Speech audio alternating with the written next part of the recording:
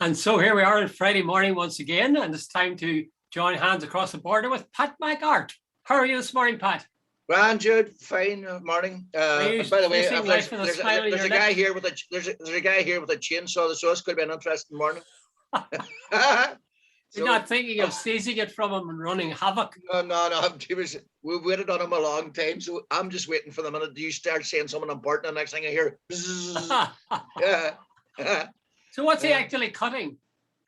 I am surrounded by trees, right. and there's hedges and everything. It's well overgrown. Jude, this has been a remarkable period of growth. You know, that mixture of real sunshine and water, rain, and like everything's just taken off. I think I'm living somewhere in one of them sort of tropical jungles. There's that much growth, you know.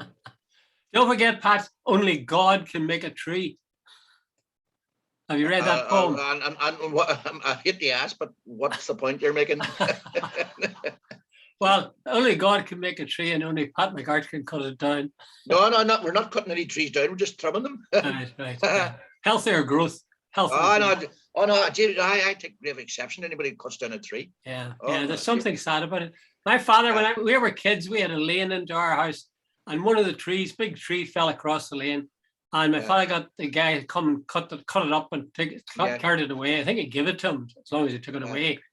And he then promptly, there was about another 10, 12 trees along the lane.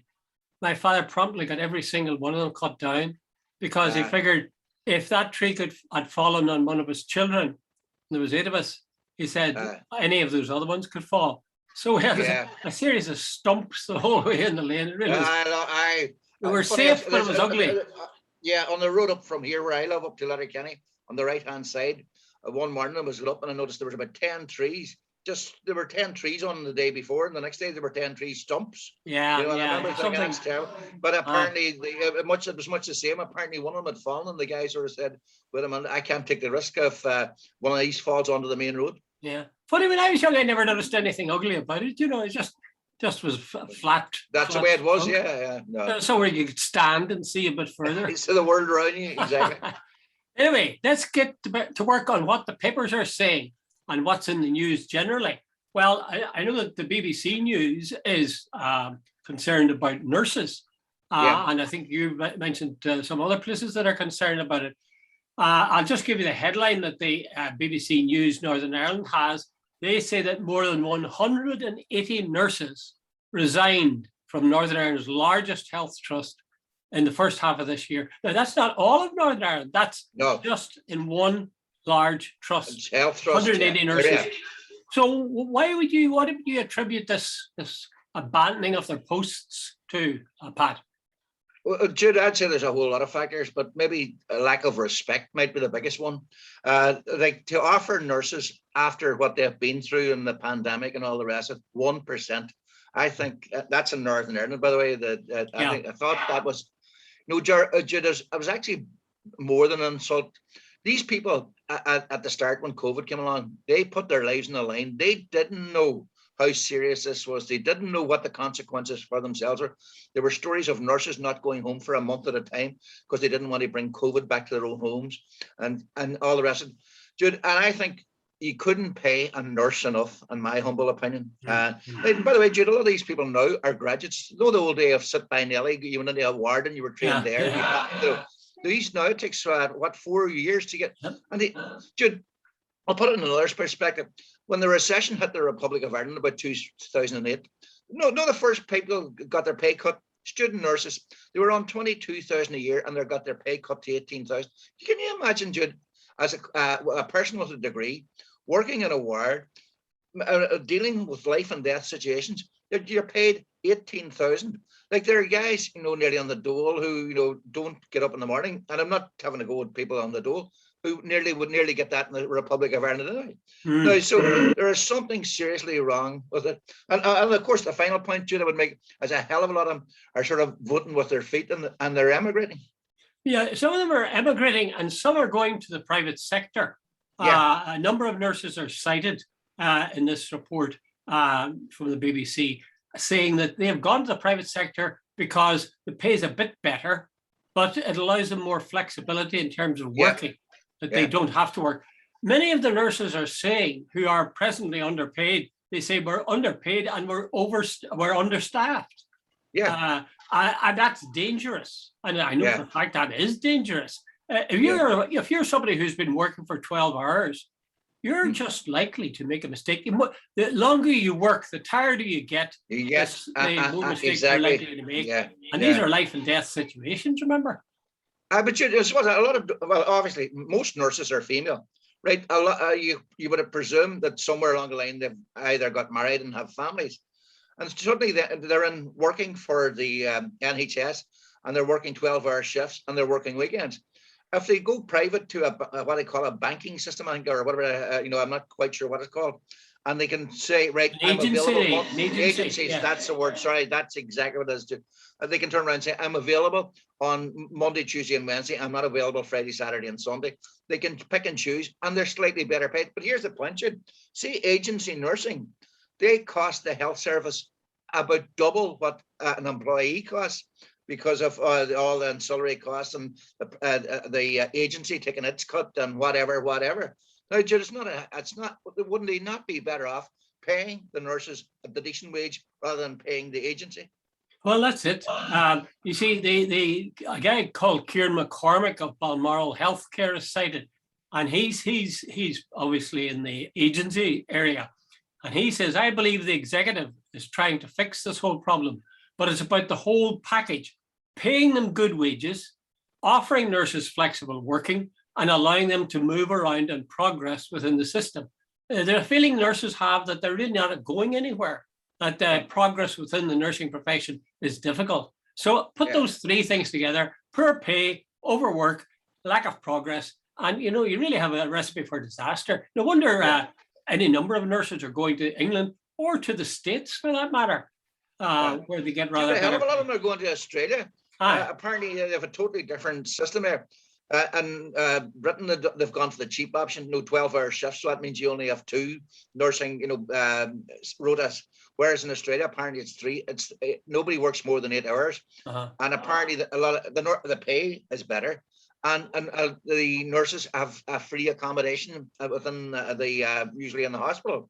Particularly those who want it. Dude, that is a much more attractive proposition than working 12-hour shifts and but poorly paid and poorly looked after. Yeah, well, I checked the pay that they get, and in the north, I gather they start at £23,000, and in the south they start at €24,000. So pretty much the same starting salary. I'd say that might be hard enough to get by on.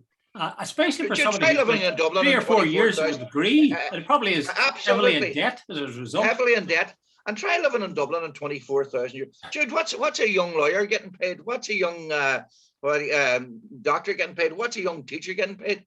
Jude, there's a lot. I think there's the whole issue of nursing needs to really be looked at. Like, there's very few professions that are more, what would you say, more important than nursing. No, that's true. That's true. And we're all dependent on them at some stage in our lives.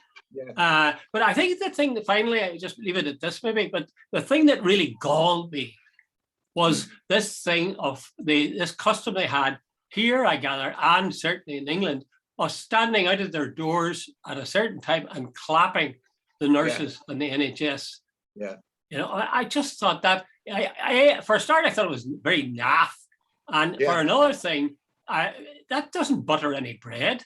Oh, exactly, Jude. Jude, it was actually patronizing, but patronizing in a sort of a nasty way. This doesn't pay your rent and all, but we're all the rest of it. But Jude, they deserve so much more. That Jude, so many. I remember seeing, and I'm sure you did too, images of nurses with this PPS, and then their faces sort of where the masks dug into them, wearing that sort of stuff for 12 hours on a shift, on top of all the work they had to do. They were exhausted. I think actually, that the government, I think, was behind this move to get people to come out and clap and applaud them. I think that in a way was emotional blackmail. Absolutely. The idea was, we really appreciate you, we're clapping you, and I hope you feel good about that. What? You want more money?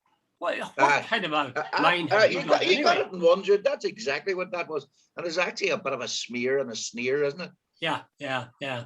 Well, it's an old story. The most important things, the most important jobs in our society are very often the least rewarded.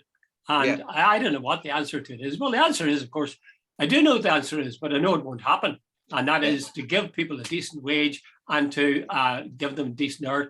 See, the trouble with medicine is, if you're working with a patient and something's, say you're an A&E and a patient comes in, you don't have this, you look at your watch and say, oh, it's 6 o'clock now, I'm off. I'm You off. can't do that, and you wouldn't You want can't to do that. Yeah, no. But they should build in, they should build in so that people know that they're getting paid for all the work that they're doing. And it's outrageous that they would prey on people's good nature and natural humanity that would work on beyond their normal hours because somebody. But Jude, I think it's an old world system.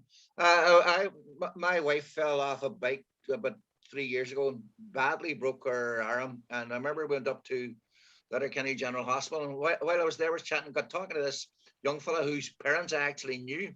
And I was sitting chatting to him. And he says, this is my last day here. He was a doctor. And I says, where are you going? He says, I'm going to Australia. And we were chatting for about 5 minutes. And he told me that of his class, I think, Jude, I'm not 100% certain. I think he said somewhere in the region there was 50 people in his class. 45 of them had emigrated. Oh, now, what does that tell you? Well, did they stay emigrated, I wonder? No, that I can't answer, Jude. I really genuinely can't. I'd be bullshitting if I said I could. But he was heading to Australia. And no, whether it was for experience, but I know a lot of them feel that they're exploited, doctors and nurses, that the system is not fit for purpose, that they work on long hours, often without rest, often in poor conditions, often understaffed and overworked. I final point I would make is maybe have a look at the comparative figures in terms of how much money is put into the NHS or into the health system and how much money is put into the quotation marks defense system. Yeah. In other words, do you care more about killing people or do you care more about helping? What's the British government putting in that Trident program? Oh, I don't want to think about it. I don't want to think about it. It's only 70 billion. 70 billion or something, yeah. Yeah. I mean, that's obscene. That's obscene. Anyway, okay, let's move on to another topic, which actually isn't as acute, but it is a problem as well. And this is in the, what do we see what it's in? It's in the BBC News. They report, and so do a lot of the newspapers and all the channels, almost 51% of A-level entries were awarded an A-star grade or an A grade. Now, that's a rise from 2020, from 45% in 2020 to 51% this year. And I'd be pretty certain if you looked that in 2019, it was lower again than 45%. Yeah. It was probably near 35%. Now, this is seen as a problem by many people because they say two things. It's great inflation, going up every year. Yeah. And secondly, in this year, it was teachers who decided what the grade was. Now, what's your thoughts on that, Pat? Jude, someone I would I'm not so sure, but like Jude, I have never believed that an exam actually correlates with what somebody's ability. Jude, I knew a lot of guys at school were very bright and their exam results were awful. And I think a lot of the teachers know a bright pupil when they see it, and so on. Jude, I firmly believe that there's a sort of an arrogance when all this exams and so on. Like, Jude, I genuinely don't know that anybody can turn around and say that there's a massive difference between somebody getting, say, a star and an A. Like, surely a teacher would know that better than that, and any sort of other exam board. Now, I think most people are reasonably intelligent, and if you sit down, and Jude, a lot of people now, there's a lot of pressure on kids now to perform and achieve. Now, maybe there is a wee bit of inflation on grades, but I think most young kids these days are very, hardworking and determined to succeed. Well, here's a question. What is it? We know that inflation is by and large bad in financial terms, right? When the pound inflates or the punt inflates, then that tends to be bad news because it's worth less. Yeah. Are we saying the same thing about A star and A's? Are we saying what they call grade inflation, that necessarily is a bad thing? I don't know. Right. Jude, let me go back. There was a guy called Raymond Williams. He was a sociologist and an educationalist. He was an expert. I think I've read some of his stuff. Yeah. I think he was actually Shirley Williams' husband. Do you remember the politician? Oh, Shirley? really? Yeah. Right. Let's go back to him. He studied this whole thing about 11 plus, and he reckoned it was actually one of them. He really detested 11 plus. He says, "Is anyone suggesting that?" That only 25% of kids are bright enough to pass 11 plus. He said it was elitism to call out society, to basically reflect that there was an elite and we needed the drones to do the work. And instead of the ones who passed 11 plus became the doctors, the lawyers, and all the rest of it. And then what he called the ones who didn't, we needed them for the shop floor. And he said, did anyone seriously suggest that the 11 plus decided who was the most intelligent or anything? I said, it was just a culling exam designed to almost reflect the society in which we live, where there's this elitism and capitalist system. And I think a lot of exams are designed to do that. Yes, exactly. That's what I was going to say. That essentially is what an exam is for. It's to screen out people and let certain people through. Now, one of the things is they say, well, back in 2020, it was 45% got an A star or an A, and now it's gone up 51%, and it was probably further back in 2019. But I mean, why is that a problem? That's a problem because universities now are faced with an awful lot of people getting this grade. So how do they discriminate? How do they decide who they'll accept and who they won't? That's their problem. That's not the problem. Exactly. Well, why should, if I'd be Johnny and I worked my guts out and I get a good grade and any number of my classmates get a really good grade, are you going to say that I'm going to squash that down? So somebody gets two or three marks more, you get in and you don't. Yeah. It really is absurd. The other thing is, it reflects very badly on teachers, although you could argue a case for it, I suppose. They say, the teachers are awarding the grade, and the teachers will know the student, and therefore they'll go softer on them. Whereas in the exams, you're just a number, and then people get together and they mark it, and they don't know who this person is.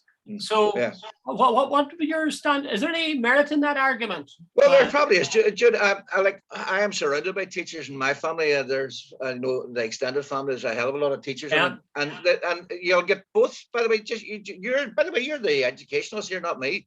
But I've listened to both sides. My son, there's a whole argument in the South there quite recently about exams and about the fact that the policy from the department was that teachers would do more of the assessment and leaving cert and in what they call as the junior cert. I'm not sure what the hell they call it anymore. But anyway, the teacher said the problem was, so if you give Jude Collins 60% in maths and he needed 75 to get into university, mother and father would down, hey, wait a minute, Jude came first in the class and he got 10% in there. So Jude, they said you were open to that personal sort of pressure, whereas if Jude Collins was number XYZ 10 and it was sent through to a central examiner who didn't know Jude Collins from Adam and just said Jude Collins deserves 75 or 55 or whatever, there's no comeback there.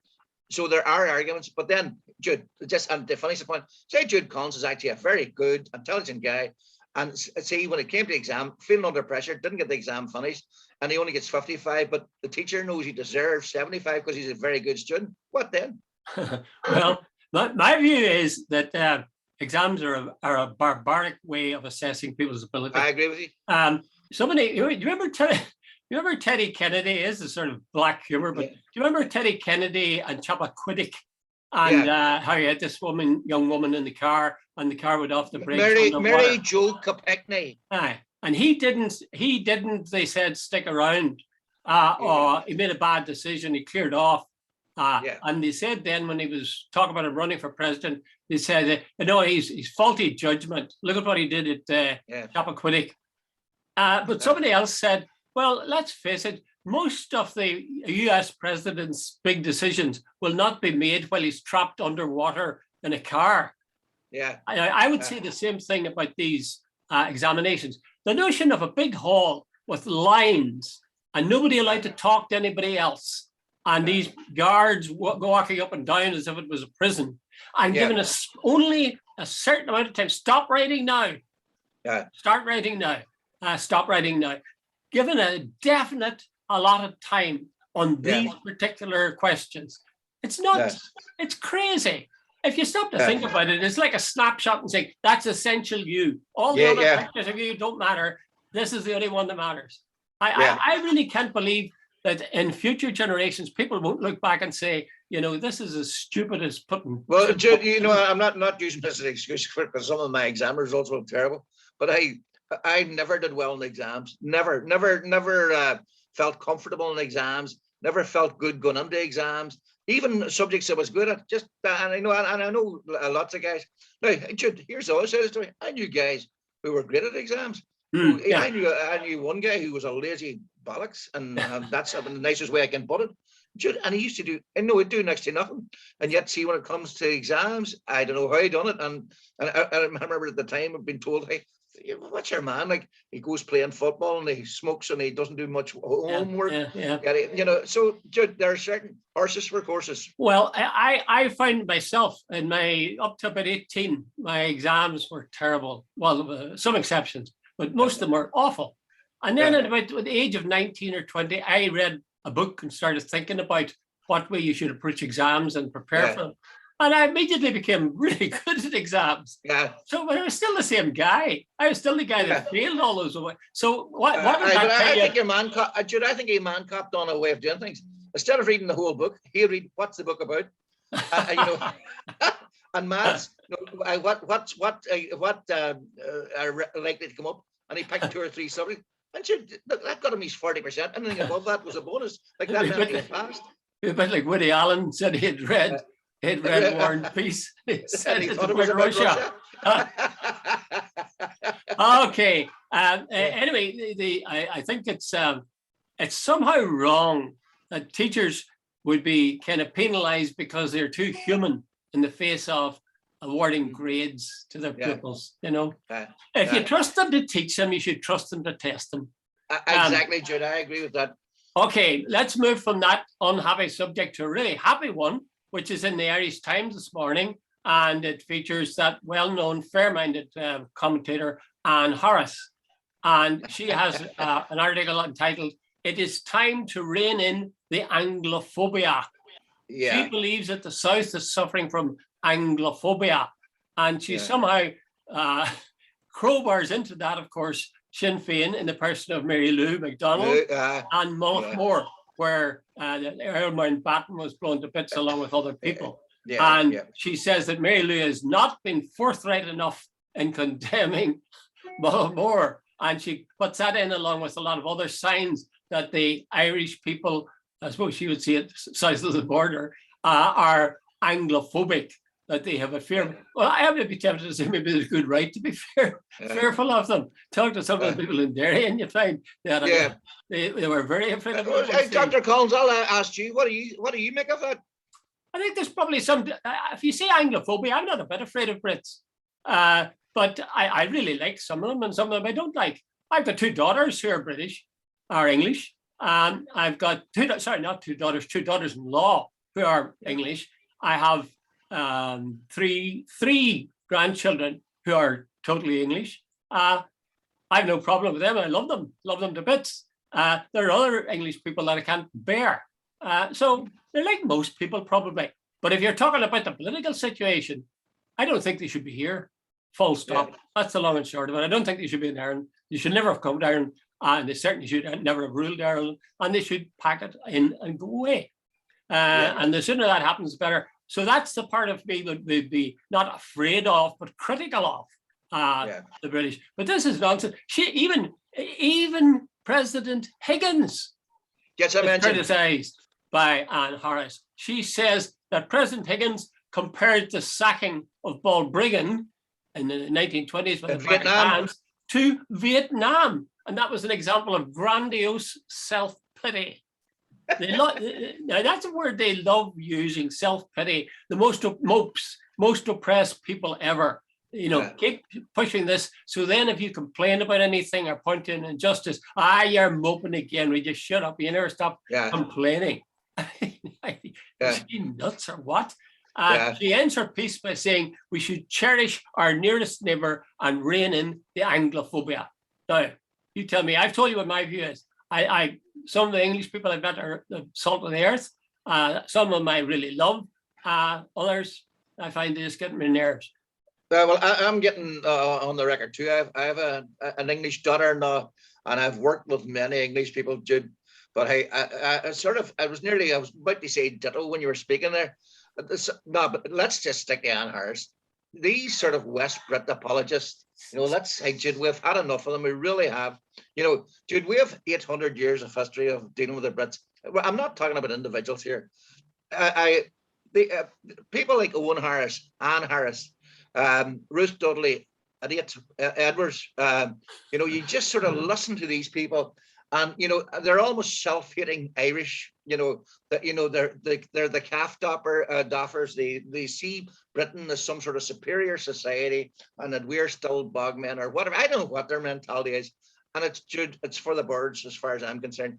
It's a joke. Now, Jude, one of the reasons the anglophobia, I think, continues in this country is because of people like him, because of that sort of ridiculous stuff they come out with day in, day out. No, have you read the Sunday Independent for the past 20 years? It's changing slightly in recent times. It was just some sort of West Brit Dublin 4 elite peddling this crap. Jude, to go and tell these, they're saying about Lord Mountbatten. Where was Anne Harris when, say, Ballymurphy? Did she ever mention it? Did you ever mention Joan Conley? Did they ever do? The Brits have never apologized for some of the stuff they have done in this country.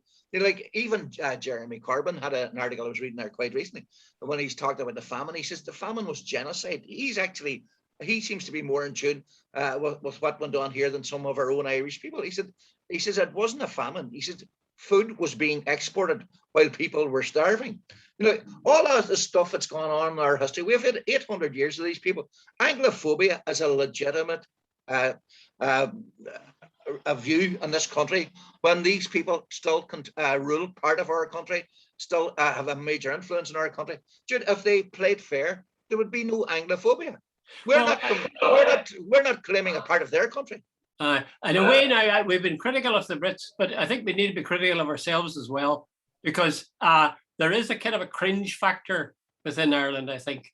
Certainly when I was working at the University of Ulster, which is actually the University of the Six Counties, the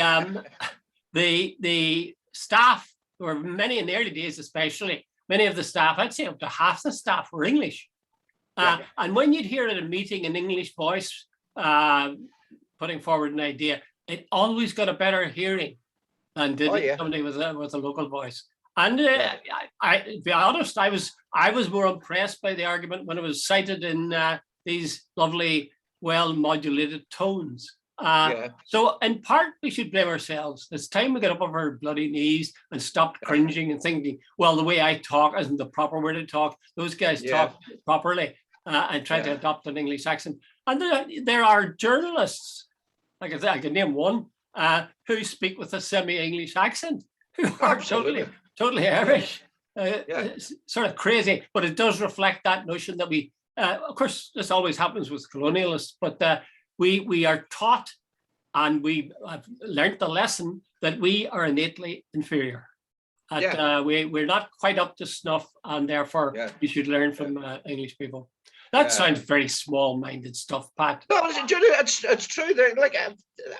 When I listen to the Ruth Dudley Edwards and all those people and this sort of thing, I'm going, wait a minute.